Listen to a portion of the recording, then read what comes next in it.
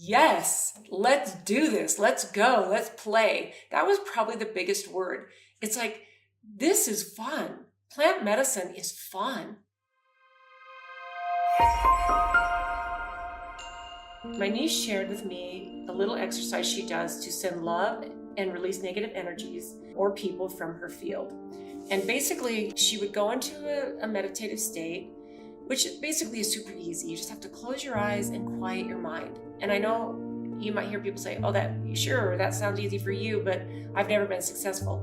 Well, practice it. And you might not be able to totally shut off your mind, but you don't need a whole lot of time to do a meditation that can be powerful. And the more you do it, the better and easier it gets. And it is powerful when you learn how to meditate, even in quiet moments. She said she actually does this at work.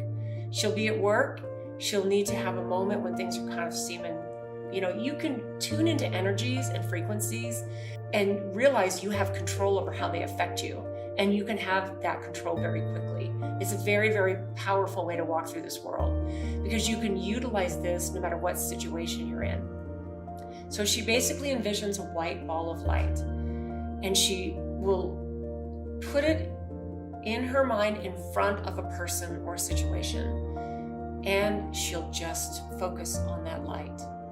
And if it's a person, she will basically at some point, even if it's within a few seconds, just put that in front of them, and then that's theirs. They can pick it up, they can take it with them, they can decide to brush it away, and once she's done that, then she's now kind of handed off a frequency, an energetic field, and given responsibility back to that person. And what she's realized, it no longer affects her. That I think is amazing. And then I told her, well, I have this thing I've been doing lately where I energetically will take a pair of scissors. I said, mine doesn't quite sound as lovely as yours, but I would be like, okay, I need to energetically use my scissors and cut a cord from a person or situation. And I said, I can see in my mind, once I do this, I can actually see the strings of frequency in my mind, and I can feel the fields move away from me, and I can almost see the person or the situation fade off into the distance.